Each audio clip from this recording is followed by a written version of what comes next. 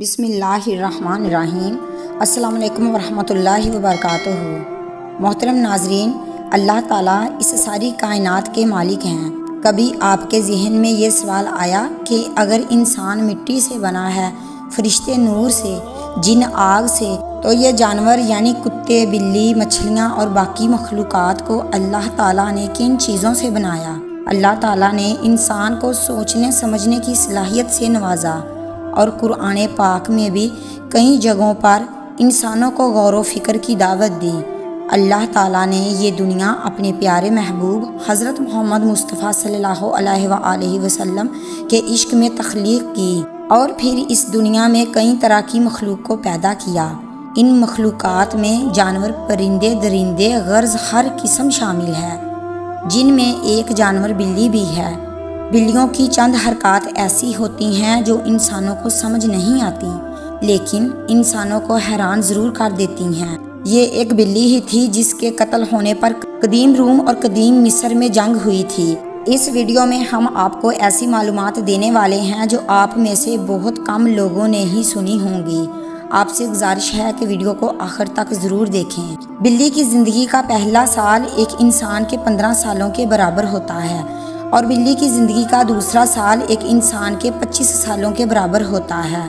یہ ایسا جانور ہے جو اپنے کانوں کو 180 ڈگری پر موڑ سکتا ہے۔ ایک بلی اپنے دن کے 70% حصے میں سوتی ہے، اور 15% حصے میں یہ خود کو چاٹنے اور سنبھالنے میں لگاتی ہے۔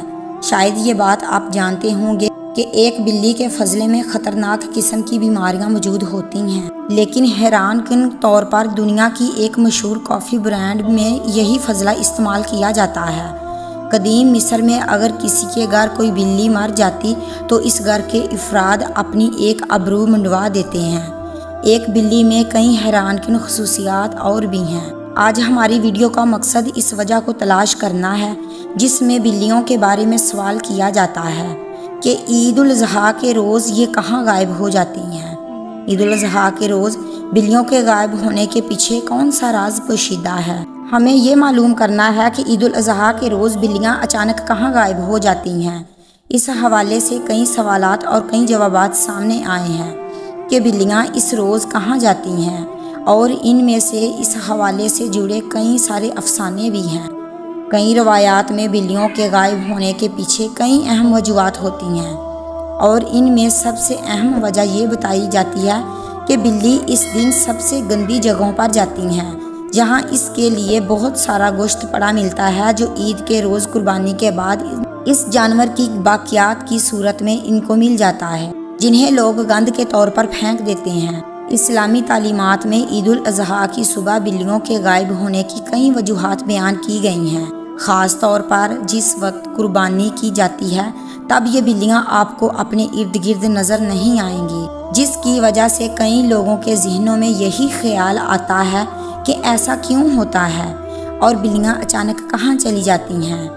اس کی وجہ کو کئی کتابوں میں اس طرح بیان کیا گیا ہے کہ بلیاں اس دن ان جگہوں پر جاتی ہیں جہاں قربانی کے جانوروں کا گوشت، چربی اور خال کو گرایا جاتا ہے۔ یہ وہ وجہ ہے جسے کئی کتابوں میں لکھا گیا، لیکن اس کی ایک اور وجہ بھی بتائی گئی ہے، اور وہ یہ کہ ایک بلی خون دیکھ کر ڈر جاتی ہے، اور عید الاضحیٰ کے روز ہر جگہ جانوروں کا خون نظر آتا ہے جو ان بلیوں کو خوفزدہ کر کے انہیں وہاں سے جانے پر مجبور کر دیتا ہے۔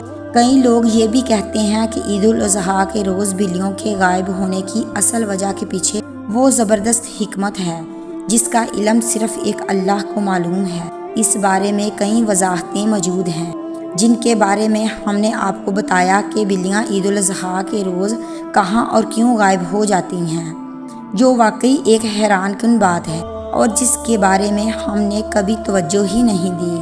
لیکن اس کے بارے میں ایک وضاحت ایسی بھی ہے جس کے بارے میں سوچا جا سکتا ہے کہ عید الاضحیٰ کے روز قربانی کے بعد فرشتے حاضری دیتے ہیں، اور ان فرشتوں کو دیکھ کر ان کے ڈر کی وجہ سے بلیاں وہاں سے غائب ہو جاتی ہیں۔ قرآن حدیث میں اس حوالے سے کوئی وجہ بیان نہیں ہوئی۔ اس کی وجہ سے عید الاضحیٰ کے روز بلیوں کے غائب ہونے کو ہم اس نام سے نہیں جوڑ سکتے، کیونکہ صرف عید ہی نہیں بلکہ دنیا بھر میں مختلف مذاہب کے تہواروں میں بھی یہ بات سامنے آئی ہے کہ بلیوں کی پیدائش کے حوالے سے روح المعانی میں درج ہے کہ فرشتے نور سے، جن آگ سے اور انسان مٹی سے بنا ہے، اور کتے، بلی، مچھلی اور دیگر جانور اور بقیہ مخلوقات انسان کے تابع کر کے مٹی اور پانی سے بنائے گئے۔